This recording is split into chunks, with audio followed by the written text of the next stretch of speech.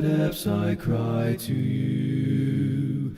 In darkest places I will call.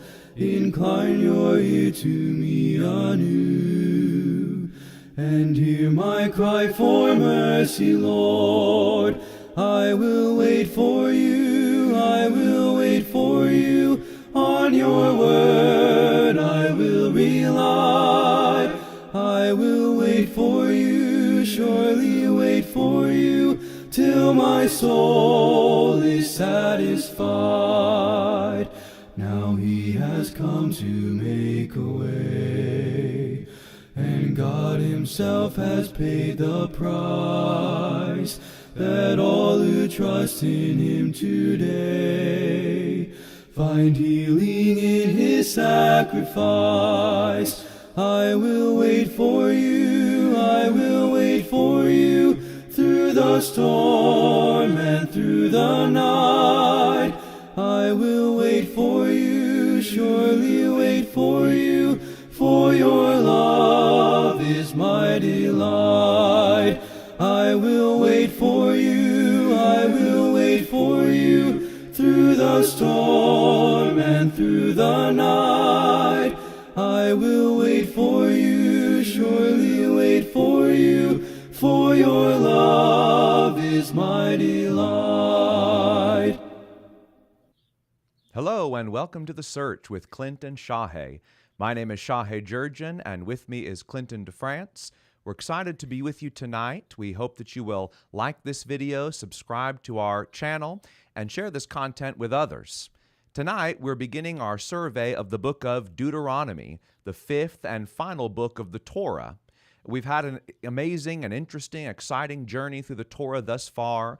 We've seen some of the great highlights of the history of the people of God and some of the many low points where God's people have failed him miserably. And what we're going to see now in the book of Deuteronomy is sort of the final chapter, the concluding end of the saga of this early Israelite period as the people of God are on the precipice of the promised land. Now first, about the name Deuteronomy. The word Deuteronomy means second law. It was given this name in the Septuagint Greek translations of the Old Testament to signify the fact that much of the book is sort of a re-giving of the law. But we want to introduce the book of Deuteronomy tonight and then survey the first 4 chapters to sort of get our footing as we progress through the book. First, let's talk about where Deuteronomy sits in terms of Israelite history. We remember that God made a promise to Abraham long ago that he would give his descendants land, he would give him a great nation, and that through him all the families of the earth will be blessed. But then, a few centuries later, Abraham's descendants were in slavery in Egypt. God saw their suffering and remembered the promise he made to Abraham. So he raised up Moses, the deliverer. He plagued the Egyptians, and he brought his people out by his mighty hand. He led them to Mount Sinai through a brief wilderness wandering period, a brief journey through the wilderness. And at Sinai, he made a covenant. He said, I will be your God, and you will be my people. And the people swore, they promised, they said, everything God says, everything the Lord commands, we will do. He gave them some initial laws. He gave them the design for the tabernacle, and it wasn't long after that until they first rebelled, building the golden calf. Well, Leviticus then comes along after Exodus, where God gives them the tabernacle. He gives them all these services to make atonement, all these sacrifices and rituals to cleanse them and purify them. And then they leave Sinai after 1 year. And they march up to the precipice of the promised land. They send in the 12 spies. The spies come back. They stir up the people in rebellion against God, and they reject God's invasion plan. So God brings a punishment upon the people and says, now for 40 years, you'll wander in the desert until this generation, the Exodus generation, completely dies out, and the new generation, we'll call them the conquest generation, takes the land. And that's essentially where we are now. 40 years of wandering has now concluded. Moses has led them up on the east side of the river to a place called the Plains of Moab. They've defeated a few armies there. They're encamped, and they're on the verge, on the precipice of crossing the Jordan River into the land that God swore he would give to Abraham's descendants. But before they cross, it's time for Moses to give his sort of farewell speeches. And that's really the content of Deuteronomy. It's a series of speeches that Moses delivers to this new generation before they cross over under Joshua's leadership. And so that's what the book is really all about, Moses giving these speeches, and that's where we are in Israel's history. Another thing we need to examine about Deuteronomy is where it fits literarily within the Torah. Of course, there are 5 books in the Torah, and Deuteronomy is sort of, with Genesis, a bookend of the whole collection. In fact, there are a number of similarities between Genesis and Deuteronomy. You remember that in Genesis, God first made a covenant with Abraham, and then we see that covenant passing to new generations with Isaac and Jacob, and then Jacob's 12 sons. Well, the same thing is true in Deuteronomy. We've seen a generation die, the generation that God originally made the covenant with at Sinai, and now a new generation has come along, and God is going to renew that covenant with this group of people. Genesis ends with the patriarch Jacob about to die, gathering his 12 sons, the heads of the tribes, and offering them blessings. And that's how Deuteronomy ends. Moses, who's this patriarchal figure, this leader, gathers the 12 tribes, the descendants of those 12 patriarchs, and he offers them blessings and words of encouragement and warning. So Deuteronomy, kind of a bookend with Genesis of the whole Torah. Now, one of the major and dominant functions of the book of Deuteronomy is to serve as this covenant renewal. God first made the covenant with Israel at Sinai, but now the children, the new generation, are coming of age, and God is sort of renewing his covenant partnership with this new generation. Now, Clint, covenant renewal is actually a very prominent theme throughout Scripture, where new generations will come up, they'll learn about the covenant that God made with their ancestors, and they'll work to renew their commitment to God, and God will in turn renew his commitment to the people. Could you talk a little bit about how Deuteronomy functions within that paradigm and what the significance of covenant renewal is in Scripture? Yeah, and as you said, it is a major theme, and we're going to see it happen more in Israel's future beyond just this time. But it happens here, and we have this question: why do we have the book of Deuteronomy at all? And covenant renewal is a significant part of the answer to that question. A friend of mine who I studied through the Pentateuch with a few years ago made the suggestion that if it had not been for the events of Numbers 13 and 14, when Israel rebelled against God at Kadesh Barnea and refused to go into the land of Canaan, we would have no book of Deuteronomy. And certainly in its form that we have it now, that's true. That's true.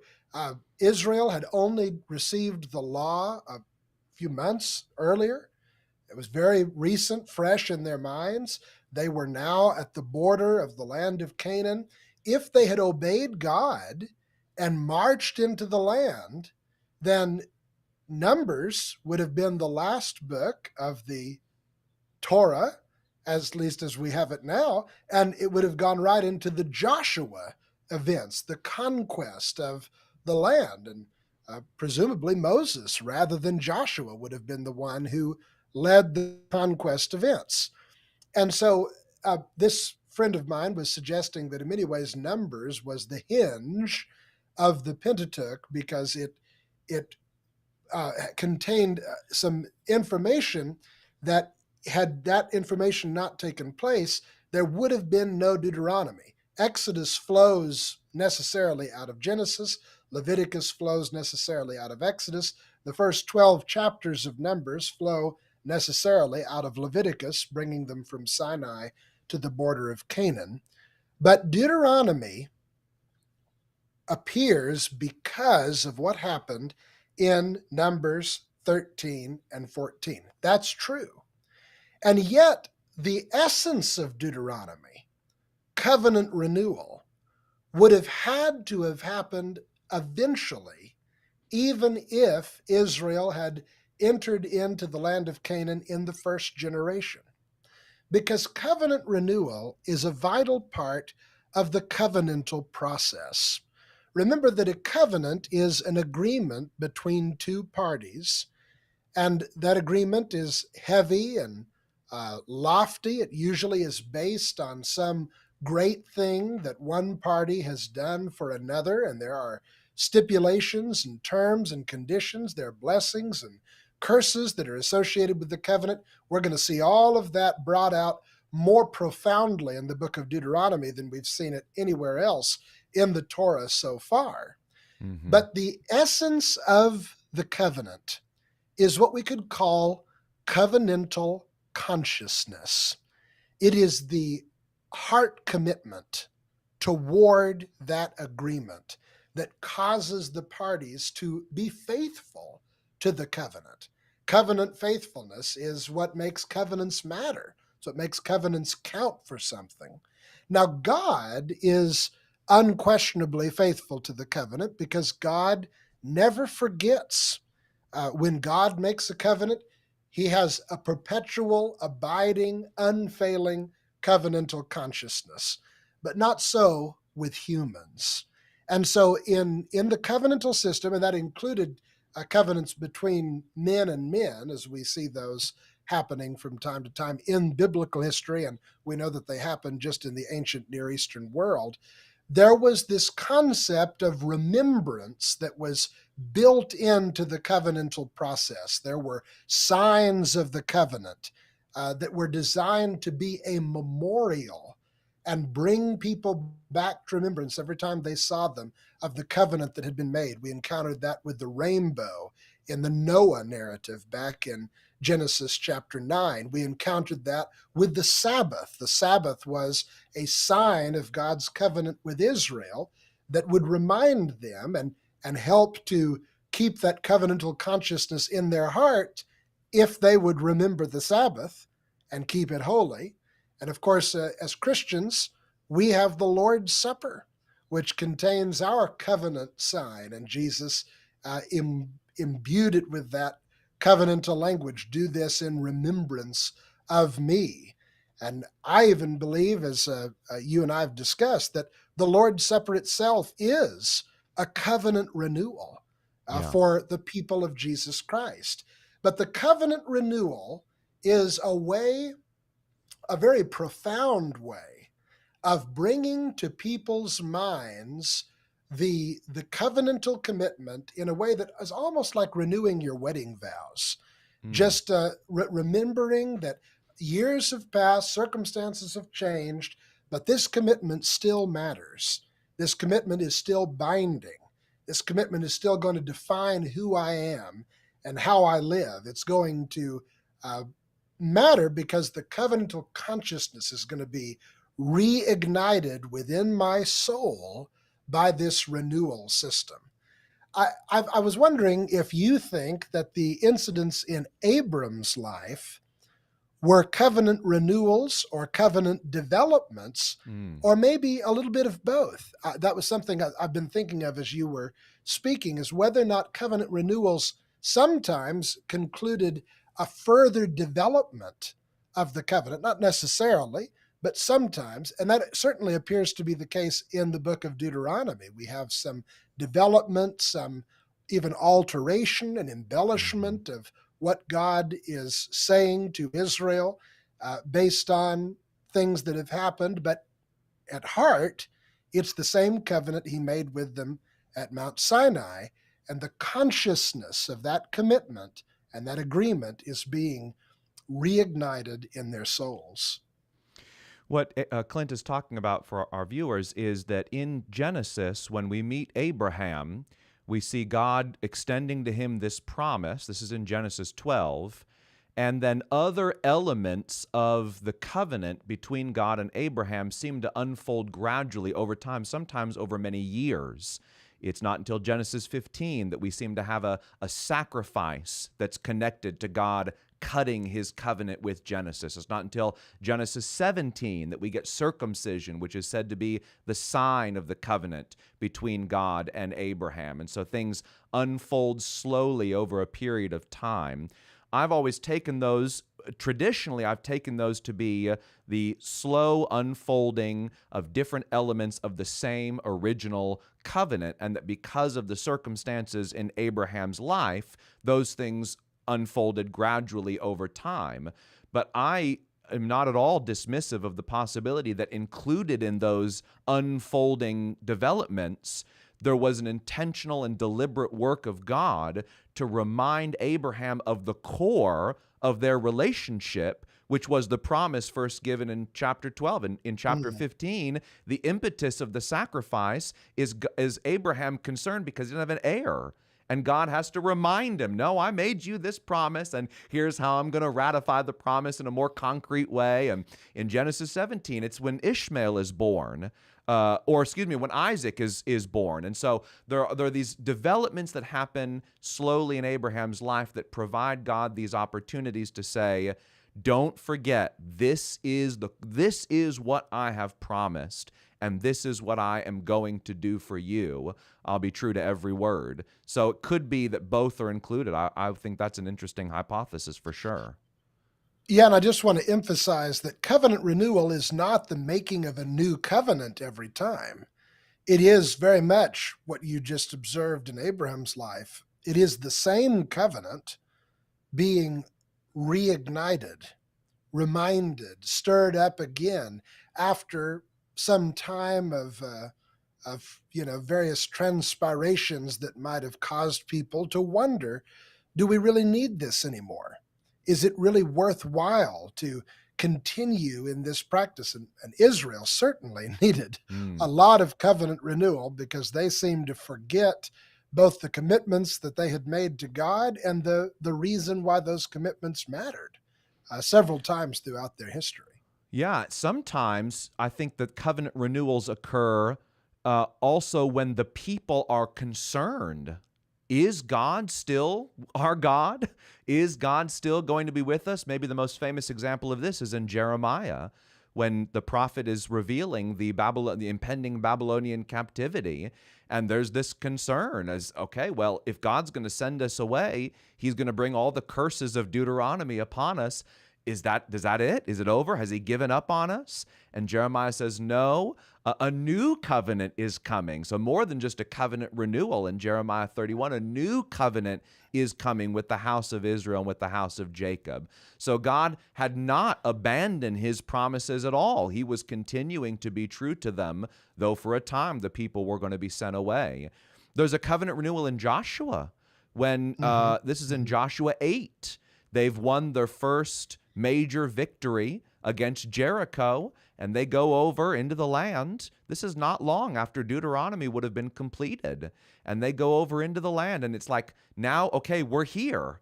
Let's not forget the God who brought us here, the God who's given us these victories. So covenant renewal is... Oh, go ahead.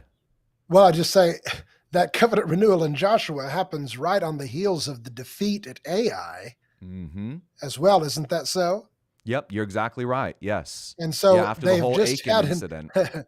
They've just had an incident that reminds them that not only did God bring them there, but God is the only reason why they are there. And so that would further substantiate. It's a good time to have that covenantal consciousness, to be reminded of why we keep our faithfulness to Yahweh, because he is the source of all of our power and our existence. Yeah, very good. So in this covenant renewal, as we go through, especially when we get to the more densely packed legal section, we're going to see, as Clint mentioned, some laws that are just kind of repeat of stuff we saw in Exodus or Leviticus. There's going to be more about sacrifices and ritual, but there are also going to be brand new laws about topics not yet discussed in Torah. There are going to be modifications of laws that were given already in Exodus and Leviticus, alterations, accommodations, because of, as Jesus says when he talks about the divorce law, because of the hardness of the heart of Israel. So these modifications, alterations, additions are all part of the anticipatory nature of Deuteronomy. We're just on the verge of entering in. We're just about to get the land. And so here is a fresh update, maybe we should say, or maybe a more accurate way of saying it is a fresh application of the law in these new circumstances as we go into the land. Now, Clint, another way that has become very popular in modern scholarship to examine Deuteronomy is to compare it to other ancient documents that are known as suzerain treaties. In the ancient world, a suzerain was a very powerful king or maybe an emperor who was making a treaty with weaker nations or tribes or people groups to take them as his vassals. And the suzerain, the emperor, becomes sort of the not only the power, but the benefactor of these smaller and weaker groups, who then in turn, as the vassals, pledge their loyalty and their fealty to this emperor. In the ancient world, suzerain treaties sort of followed a typical pattern. Now, they're all, since there were different, obviously different people groups in the ancient Near East, they weren't all identical, and Deuteronomy doesn't match up perfectly with any of these kinds of treaties that we see in the ancient world, but they all sort of typically follow a common formula where they begin with the identity of the suzerain, so who the suzerain is and why he is, worthy of being given loyalty. A review of maybe historical acts, the mighty deeds of the suzerain, what the suzerain has done already up to this point that makes him worthy of loyalty. Then there is an outline of stipulations. We've already kind of talked about this in covenant context, as we've sort of the terms and conditions. So here's what it means. Here are the taxes you pay as the vassal. Here's, if we go to war, here's how many troops you need to send to fight alongside of me. If you get invaded, here's what I'll do to help you to make sure that you're not destroyed. And then at the end, there are typically what we might call the blessings and the curses. That is to say, if the vassal is loyal, the suzerain will do X. And if the vassal is disloyal and rebellious, the suzerain will do Y in response. And we certainly see that in Deuteronomy. In fact, all four of these elements are included. There's the identity of God, the review of what he's done for Israel already, the stipulations between the two parties, and the announcement of blessings and curses all coming at the end of the book.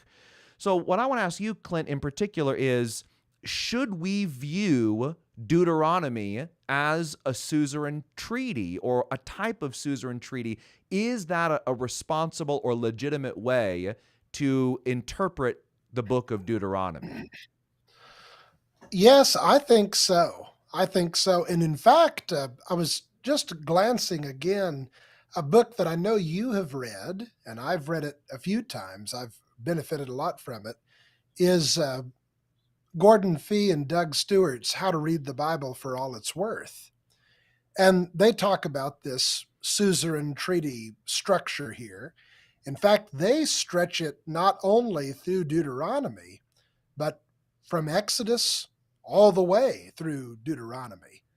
They see, in fact, the whole Pentateuch structured this way, as I believe that a scholar named Meredith Kline, if I remember, was the one who first made that observation. They talk about how there are 6 parts to this format: preamble, prologue, stipulations, witnesses, sanctions, and a document clause. And then they go on to show that all of that is present. The preamble identifies the parties to the agreement. I am the Lord your God. The prologue gives a brief history of how the parties became connected with one another. I brought you out of the land of Egypt. The stipulations are the individual laws themselves. The witnesses are those who will enforce the covenant. Sometimes it's the Lord himself. Sometimes it's heaven and earth. They're the witnesses who are called to say, we're going to make sure you do what you said that you would do. And then the sanctions are the blessings and curses, and the document clause is a provision for regular review so that the covenant will not be forgotten. It's sort of that renewal concept embedded into the covenantal system. And Fee and Stewart point out you can find that in Deuteronomy 17 and 31, which, of course, we'll talk about in due time. I've always found that to be very compelling. I think that very much the structure of those old suzerainty covenants, which I think most anthropologists, or I guess I would be archaeologists, trace to the Hittites and find them to be most well developed in what survives from the Hittite culture. But that structure very much seems to correspond to what we see in Deuteronomy, and perhaps, as Fee and Stewart are saying, in the whole Torah, in the whole structure of the Torah in its entirety. Yeah, I think that's a great observation. One of my favorite parts of Deuteronomy is the calling on heaven and earth as a witness. I just think that's such a neat idea that comes up several times in the book, including in chapter 4, which we're going to quickly survey in just a minute. So I really like that idea, that the universe that God created back in Genesis 1 itself will stand as a witness as to whether or not Israel has been faithful and loyal to God. I think that it shouldn't surprise us, it seems to me, it shouldn't surprise us that a book like Deuteronomy, or maybe even the whole basic undergirding of the Torah, is affiliated or based on the concept of ancient treaties that the ancient people would have known about and understood. God was communicating through Torah to a people who had a worldview that was largely developed by their environs and the people that they knew and were around, especially after being in Egypt for so long. And so God comes to their level, communicates to them on their terms. It's just like how sometimes we see songs in the book of Psalms that seem very similar to other kinds of Mesopotamian poetic literature, or how the 4 gospel accounts of Matthew, Mark, Luke, and John are very similar to the way that ancient biographies were written, or how the epistles of Paul and the other writers of the New Testament follow structurally a lot of Greco-Roman letter writing, because, of course, God is communicating to people in a certain context. So when we find these kinds of parallels in the ancient world, I think that should help us to understand that these books were written in this ancient context, and there might be something that we can learn about that context from studying these other kinds of literature. So that's a very compelling case. I've also found the comparison between the suzerain treaty. Now, the sort of pretty common opinion of scholars, the consensus view, is that Deuteronomy doesn't fit perfectly with these other suzerain treaties. There are differences here and there. So it's not that we're saying that Deuteronomy is just someone found old Hittite treaty and copy-pasted, but that the idea is behind the writing of Deuteronomy. There's a passage from Deuteronomy 26 I want to read that fits in with our covenant renewal and suzerain treaty. Some have identified this as one of the theme statements of the whole book. This is in Deuteronomy 26. It's sort of a concluding section in the law code where Moses gives this sort of summary statement beginning in verse 16. This very day, the Lord your God is commanding you to observe these statutes and ordinances, so observe them diligently with all your heart and with all your soul. Today you have obtained the Lord's agreement to be your God, and for you to walk in his ways, to keep his statutes, his commandments, and his ordinances, and to obey him. Today the Lord has obtained your agreement to be his treasured people, as he promised you, and to keep his commandments, for him to set you high above all nations that he has made, in praise and in fame and in honor, and for you to be a people holy to the Lord your God, as he promised. And I think that little paragraph there really summarizes what Clint and I have been trying to discuss as Deuteronomy, covenant renewal literature, suzerain treaty literature. This is the agreement God is making with this new generation as he's about to send them forth into the land. Now, you have another comment on that, Clint? Go ahead before we move on. Yeah, yes, just a little bit actually. Mm-hmm. I want to stress why that would be so appropriate for God to use familiar literature, because familiar literature had a teaching function. That's true in the literature that we produce in our culture as well. We read different kinds of literature differently. And if something was given to you in a certain type of literary form, in the form of a textbook or a manual or something like that, you would understand the intention of this. If it was given in the form of a manual, you'd understand this isn't intended to be treated like a novel read for amusement. This is intended to be treated like an instruction book. It's a book on how to do something. Well, if the book of Deuteronomy, or the Pentateuch on a larger scale, was given in the form of a suzerainty treaty, then the Israelites who were familiar with those treaties would understand what this means is that God is our suzerain, and we are not his equals. We are his vassals. We serve him, and he is our benefactor. He is the source of all blessings. That's extremely important.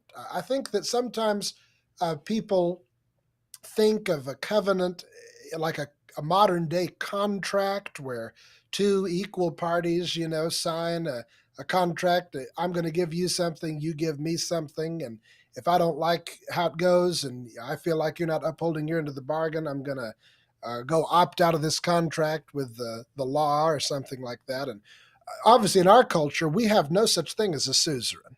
We have no such thing as a person who has great authority and power over us. Even we don't even respect our elected officials. So we don't know what it's like to think of anybody as important and meaningful in modern American society. But the ancients did. They understood there was a hierarchy in the world.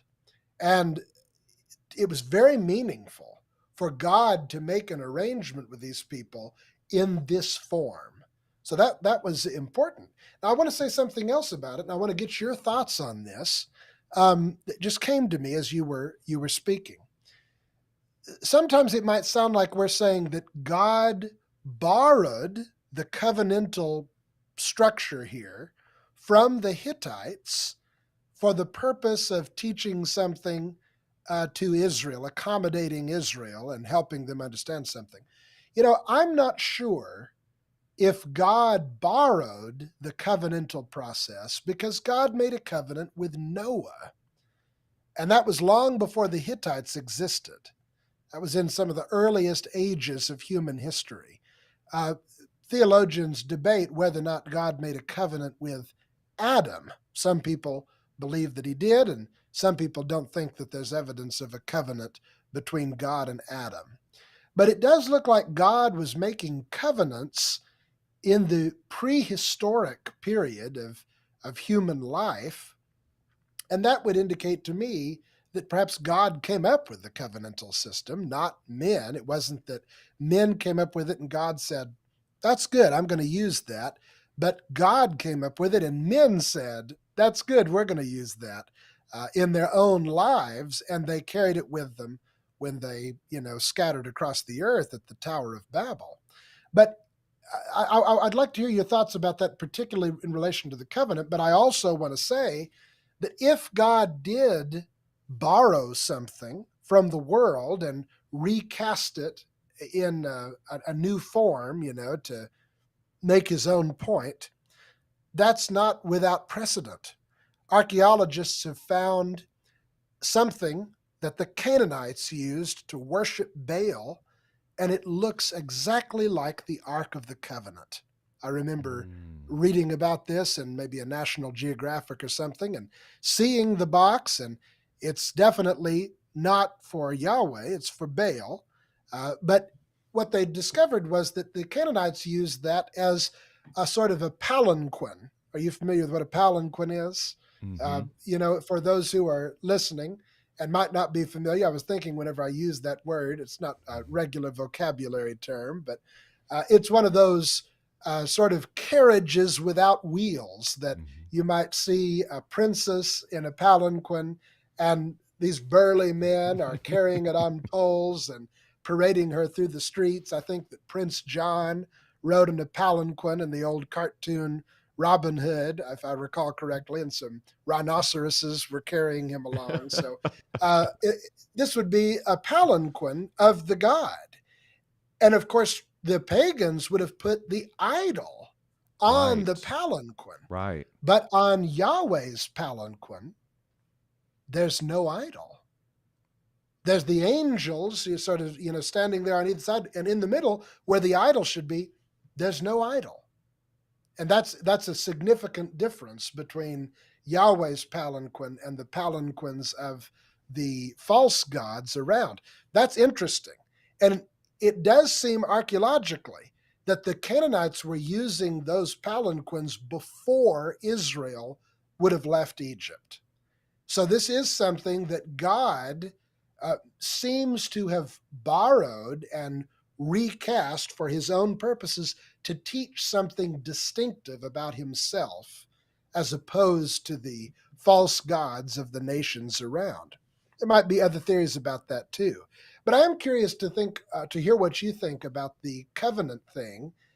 Do you think that the likelihood is, based on the Noah incident, that God came up with covenants, men adapted them, and then maybe God's future covenants mirrored the development of the system in human history? Or what would you say about that? So I guess I would make a distinction between a concept and a literary style. Maybe I can use an example in Psalm 29. Psalm 29 is a poem about where Yahweh is cast as the storm god, the God who rides the clouds, who speaks from thunder. And scholars have pointed out that it very closely resembles a very similar poem that was written about Baal. And so you think, okay, well, did David just copy this Baal poem and then just change it to Yahweh? Well, maybe literarily that's what he did to counter Baal worship. But the concept of God as being the one who speaks from thunder is much older than Psalm 29. You can read similar statements about God way back in the book of Job. So conceptually, God was already identified in those categories. David just took a literary style that maybe had been older than him, around in circles of Baal worship before he wrote Psalm 29, and put God into that place to show, no, it's not Baal, it's Yahweh. The concept of covenant is obviously much older than the Hittites, for sure. And so the concept is there, and many of the elements are there in terms of sacrifice or stipulation, other elements of covenants that we've talked about when we talk through the book of Genesis. They were there with Noah, they were there with Abraham, but maybe the literary style of Deuteronomy was borrowed from the suzerain treaties that people knew about and had an idea about or understood, had some understanding of before Deuteronomy was written by Moses. So the concept, certainly, that comes from God, where God says, I want to partner with this human or with these humans, and so here's how I'm going to do it. I'm going to do it through the terms of a covenant. The concept is there. The literary style, maybe that was something that God accommodated or Moses accommodated and then used to package the covenant in this new way. That makes a lot of sense. And I think it's important to talk about that, because I think that sometimes when people hear this, particularly from an unbelieving source, they get really nervous. Like, what's going on here? Are these people saying that the Bible is just a copycat of some other ancient pagan religion? And that's not what we're saying at all. But we're saying that God has worked through methods, literary styles, forms of expression, human languages for the purpose of accommodating his revelation to the people to whom he was revealing himself. And that was a great blessing that makes our ability to connect with God and understand him much more profound. Absolutely, yes. All right, well, let's shift gears slightly, and we just want to cover some of the core themes of Deuteronomy. Now, Deuteronomy is a big book, and obviously we won't, in our survey, be able to talk about every passage in depth, but there are several themes that come up again and again throughout the book. And as you read, you'll be able to spot these themes bouncing off of the pages here and there. The first is the theme where Israel is called upon by Moses to hear God. That's the Hebrew word Shema. We've talked about this word, that the word hear or listen is the same as the word obey. That's the same word. They only have that one word. So to hear God is to follow him and obey him, to respond positively to him.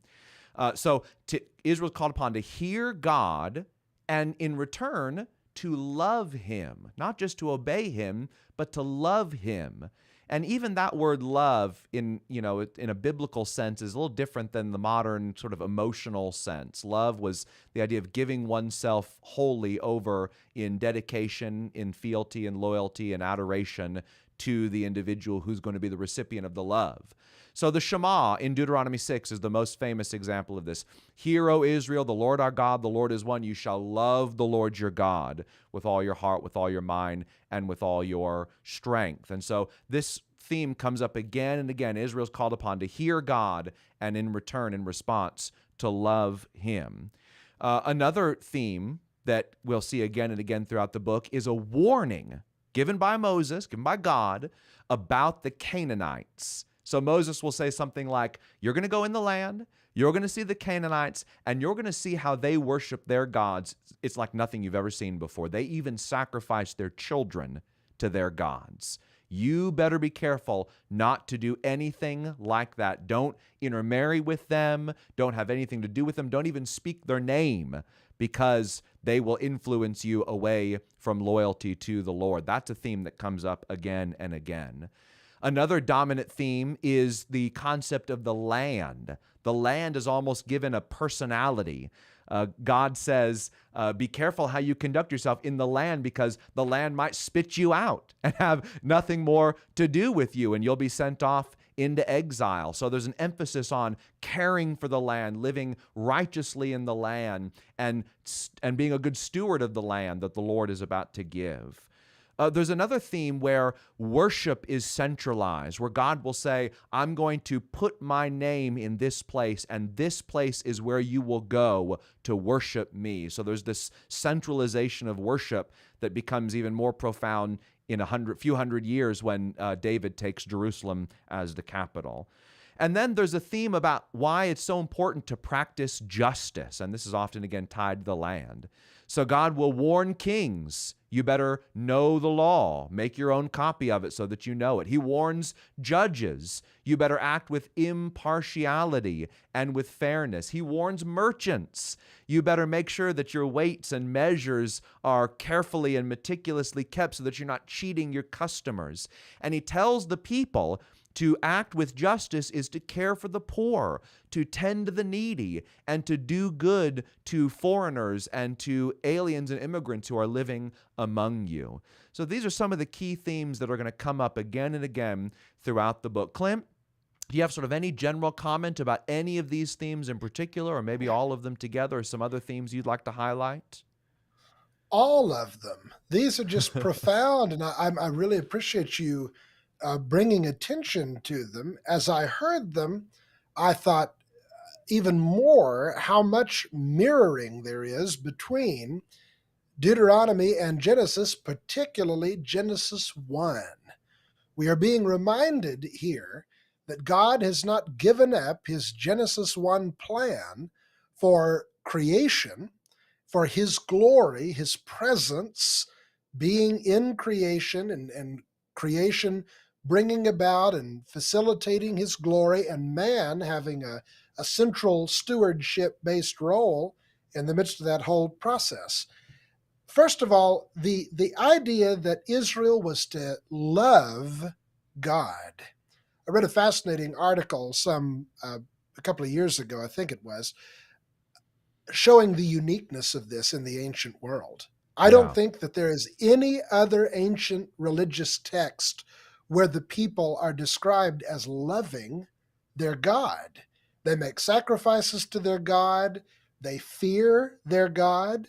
Uh, they recognize that their God is the key to having some certain good things in life, like having children and having a Try good to crop and try to other appease things like him when that. he's angry. Yep. Mhm. That's right. Problems in the world are because the God is angry. And so if you appease him, life will get a little bit better, theoretically. But to love your God or to be loved by him, I believe it's in the book of Deuteronomy that God is going to say he loves Israel for the first time in the Bible. God is going to say that he loves Israel and he wants Israel to love him. And that's unprecedented, without any parallel in all of the ancient world. And so when we work through the Torah, yes, we definitely are going to see some mirroring, some perhaps even borrowing and exchange between Israel and the faith that God is creating in Israel and the world around them. But then we're going to see some extraordinarily unique things as well that have no cousin, not even a sibling, not just a no sibling, but not even a cousin in the ancient world. And this is one of them, a God who loves his people and commands his people to love him. This is Deuteronomy Uh, 33:3. Indeed, he loves the people. All your holy ones Very good. are in your hand, and they followed in your steps. Everyone receives of your words. I thought I'd just throw the scripture up there. Thank you. Yes, that's perfect. And that's unheard of. Absolutely unheard of. The second point, do not worship in this way. Remember that the story of the Bible is a story of redemption. And yet there are some things that are irredeemable. This is very important. Child sacrifice is irredeemable. There's no way to take that practice and turn it around and redirect it to God and make it good. God finds it detestable. There are things that are irredeemable today, the pornography industry, human trafficking. I think that other things sometimes that people might not see as so wicked. Hot take, I think civil government is something that is irredeemable. There's no way to take it and Christianize it. And as a part of God's system of restoring the world, he's going to redeem that which can be redeemed, and he's going to destroy that which cannot be redeemed. And it's very important for us to remember that God is the one who determines what is redeemable and what is not, based on his own nature and his own attitude toward things. Several years ago, a trend developed in particularly the theology of worship that said that good worship, biblical worship, is to take everything in the world around you and redeem it and turn it back toward God. I had a friend who was going to a theological seminary where that trend was being taught, and the professor of worship was making the case that the song "I Came In Like a Wrecking Ball," wasn't that by Miley Cyrus or something, that could be a hymn used in a worship service. And that was his point. He said, you can take anything and redeem it and redirect it to God. But God didn't seem to be pleased with them trying to redeem golden calves and name them Yahweh and use them in worship. And God didn't want them trying to redeem child sacrifice. This is so important. To honor and glorify God, it must be on God's terms. It must be by allowing God to reveal himself to us, for us to catch his revelation and then to redirect what he has given to us, not what we collect from the trash heaps of human imagination around us. So I think that's a very important principle of the whole Bible story that's really profoundly manifest in this Deuteronomic theme. Just a couple of other things, and I'd like to hear your response. The land point, that's so fascinating. And it reminds us of Genesis 1 and how there is a relationship between humanity and the earth, humanity and the lower creation. Humanity is the steward of the earth, and he has a responsibility, a sacred task to have dominion over the earth, to tend and to keep it, and to promote its welfare, even as he promotes his own welfare. This is sometimes in Genesis 1 called the dominion mandate. And some people think that the dominion mandate was cast off and abandoned after man sinned. I don't see evidence for that. It looks to me like this is a fundamental part of what it means to be human. And it's being reaffirmed for Israel to live that out in their land. And I just want to throw out a book recommendation. Some of our listeners ask for book recommendations. Recently, I read a great book on the Dominion Mandate called a Different Shade of Green or something like that by a fellow named Gordon Wilson. It was a very practical book exploring how the Dominion Mandate shows up in the Christian life, in the New Covenant. But I think we see a basis for that here. The Dominion Mandate is showing up again in the life of Israel. So we shouldn't be surprised at all. In fact, we should expect it to show up in the Christian life also, even though that certainly is a subject that doesn't get much press or much attention in the church as I've known it. Another point here about central worship. That's what we found back in Genesis 1. You showed us how God had a temple even at the beginning. And God intended for the world to be transformed into that sort of Edenic setting with God's presence manifest in the midst of it. And so we're seeing that again. We're seeing God's habitation on earth, a centralized place where God is manifest, from which pulsates his glory and knowledge to transform the world around. And then finally, justice. Again, Genesis 1 taught us that God's glory comes through his rule being obeyed. God spoke, and it was so, and it was good. And justice is the end result of the rule of God. When Messiah comes, the prophet said he would establish justice in the ends of the earth. And that's what the apostles said Jesus is doing through the gospel. He is spreading his reign, his kingdom, and where men and women serve him, these principles of justice and equity are lived out in the lives of all who call on the name of the Lord, and he is establishing justice in the ends of the earth. So this was a powerful, powerful point. I so appreciate you making it, that binds Deuteronomy to Genesis 1 and is going to be a spring from which we jump into the rest of the Bible, knowing where we're headed. So I'd love to hear your thoughts on any of that I've just said. Yeah, absolutely. I agree with everything you said. One thing I'll add, and then we're going to have to move on to just a quick overview of the first 4 chapters before we wrap up. When you read the blessings at the end of Deuteronomy, as Moses articulates them, you think, man, if Israel had obeyed the covenant, had been loyal to God, Israel, the land of Israel, would have become Eden. That's what it would have been. Absolutely. This would have been the new Eden spot on the earth. And from Eden, just as it was in Genesis 1 and 2, the world would have been blessed. Those rivers that flowed out of the garden to water the earth and to fill the earth. And so there's no question in my mind that had Israel been loyal, that's what God was promising to give them. I'll give you Eden. You'll be the new people of Eden who will worship me and who will bring my fame, my honor, and my glory to the ends of the earth. Well, this has been an excellent conversation, and we're going to wrap up for about the next 5 minutes or so by giving a very quick overview of the first 4 chapters. There's not a lot of new content here, although there is one point that I'd like for us to discuss before we close out. So we mentioned that these suzerain treaties often begin with a recap, a historical overview of what the suzerain has already done for the vassal, sort of the great acts that the suzerain has accomplished. And that's how Deuteronomy begins. The first couple of chapters are mostly an overview of Israel's recent history.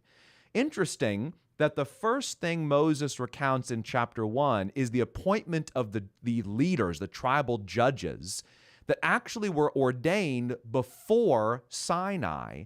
And then he jumps from that all the way to the rebellion that was caused after the spy incident. So he skips the whole Sinai period, which is interesting that he bookends it with these two events, the appointment of the leaders, which he seems saying in Deuteronomy 1, this was to give you a leg up. This was setting us up for success. And then, bam, we failed. We had these leaders. We had what we needed to do the work. And then, bam, the first thing we do is rebel against God. All the tribes rise up in that rebellion against the plan of God.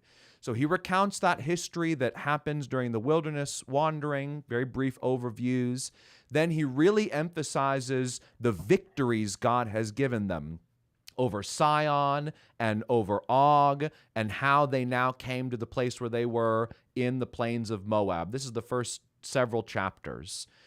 Then when we get to chapter 4, we see the initial speech of Moses that implores the people to learn from their mistakes. And this will come up again and again.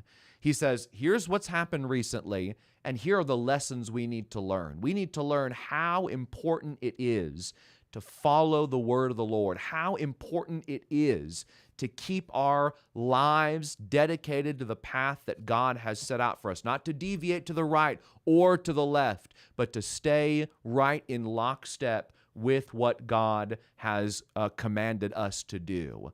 And that's really what the first 4 chapters are about. The speech ends in chapter 4, and we'll read a few verses here, verses 44 to 49. Let's read these, and then we'll have one more quick discussion about Moses. So it says here, this is the law that Moses set before the Israelites. These are the decrees and the statutes and ordinances that Moses spoke to the Israelites when they had come out of Egypt, beyond the Jordan, in the valley opposite of Beth Peor, in the land of King Sihon of the Amorites, who reigned in Heshbon, whom Moses and the Israelites defeated when they came out of Egypt. And so then we get some geographical markers of exactly where they are. So this is the sort of the first mini speech. The first 4 chapters is one speech, one address, where the great accomplishments of the suzerain are recounted, and Moses implores the people to learn from their failures and to move positively in the direction that God has laid out for them. Now, Clint, there's one other thing I'd like for you to comment on. In the middle of this, in the middle of all this, in chapter 3, Moses talks about himself, and he talks about how he had begged God to allow him into the promised land, even after God said he can't because of the sin when he struck the rock instead of speaking to the rock back in the book of Numbers. And in this place, this is chapter 3 and verse 26, he says, after he had asked God to let him go in, he says, the Lord was angry with me on your account and would not heed me. The Lord said to me, enough from you, never speak to me of this matter again. Now, this has always been puzzling to me, and at times even kind of bothered me, that God would tell Moses, okay, that's enough. We're never going to talk about this again. Don't mention it to me ever again. Because it seems like God has always been okay with Moses, even when God makes a decision, like, I'm going to kill all the people now, coming to him and saying, wait, please reconsider, and here are some reasons why I think you should reconsider. God's always welcomed that and often changed his mind as a result of those kinds of petitions. Any thoughts as to why God would say to Moses, kind of harshly it sounds like, don't talk to me about this anymore? Yeah, it is strange.